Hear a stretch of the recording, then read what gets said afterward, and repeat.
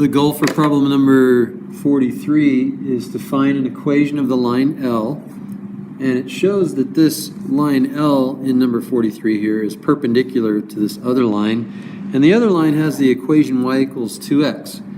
So if this equation is y equals 2x, then that means the slope is equal to 2, because when you look at this equation, you can see it's in y equals slope, it's in slope-intercept form, y equals mx plus b, where the coefficient of the x here is 2, so therefore the slope is 2, and which is also 2 over 1. And that's important because we're supposed to know that the slope of any line perpendicular to this line would have a slope that's the negative reciprocal of this number here. Now, a negative reciprocal means you flip it over and change the sign.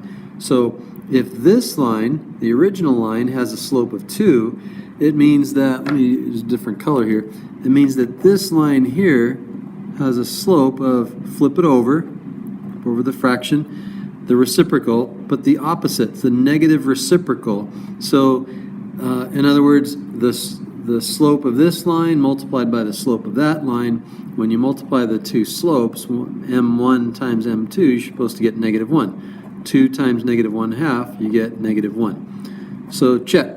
So we have the slope of this line. Now we also have the point that this line goes through. So when you need to figure out the equation of a line, all you have to do is figure out the slope, figure out a point that the line goes through, and you then just replace the slope and that point in the point-slope form.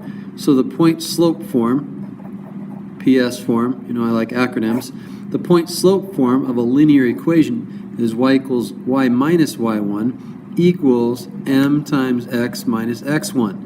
And so if this 1, 2 is the point that the line goes through, then that's our x1, y1, and we already identified,